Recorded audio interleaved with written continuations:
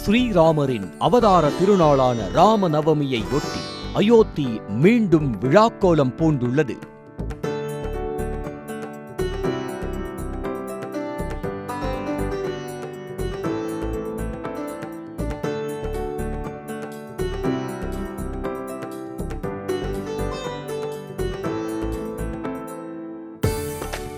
ராமரை தரிசனம் செய்ய வந்த கூட்டம் ஒரு பக்கம் என்றால், இன்னொரு பக்கம் பக்தர்களுக்காக ராம ஜென்ம பூமி அறக்கட்டளை சார்பில் செய்யப்பட்டிருந்த ஏற்பாடுகள் பக்தர்களை பரவசமாக்கியது.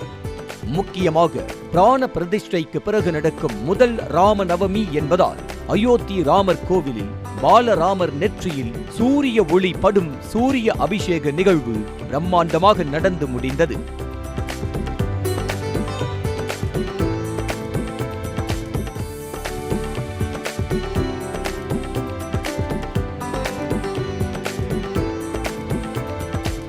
கருவறையில் கம்பீரமாக வீற்றிருக்கும் பாலராமர் சிலையின் நெற்றியில் சூரிய ஒளிக்கதிர் பட்டு பிரகாசித்த அபூர்வ நிகழ்வை திரளான பக்தர்கள் திரண்டு நின்று தரிசனம் செய்தனர். நண்பகல் 12 மணிக்கு ஆரம்பித்து 3.5 நிமிடங்களுக்கு மேலாக சூரிய ஒளிக்கதிர் விழுந்து நெற்றியில் திலகமிட்டது கண்கொள்ளா காட்சியாக இருந்தது.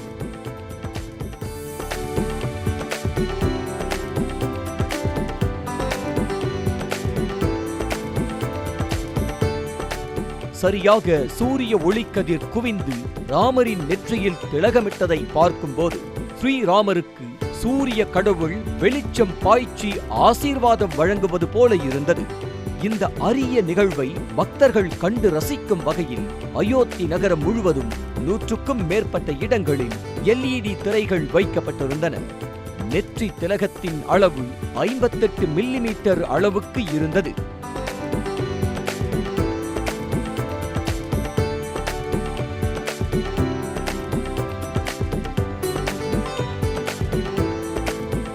சூரிய ஒளியை கருவறைக்குள் கொண்டு செல்ல அறிவியல் பூர்வமான முறையையும் விஞ்ஞானிகள் மூலமாக கோவில் நிர்வாகம் செய்திருக்கிறது.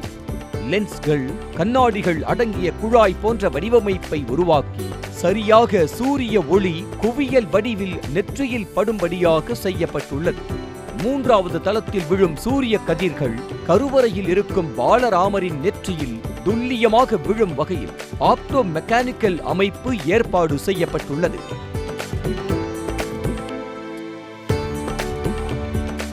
இந்தியாவில் சில கோவில் கருவறையில் இயல்பாகவே சூரிய ஒளி படும்.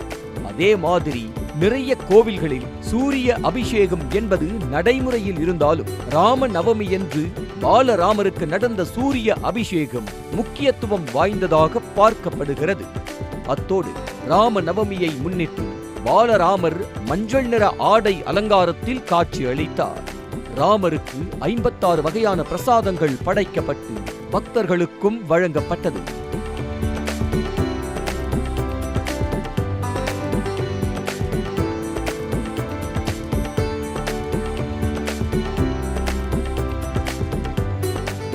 இதனிடையே அயோத்தியில் ராம நவமி கொண்டாடியது குறித்து நெகிழ்ச்சி தெரிவித்த பிரதமர் நரேந்திர மோடி 500 ஆண்டுகளுக்கு பிறகு ராம பக்தர்களின் கனவு நனவாகியிருப்பதாக தெரிவித்தார்.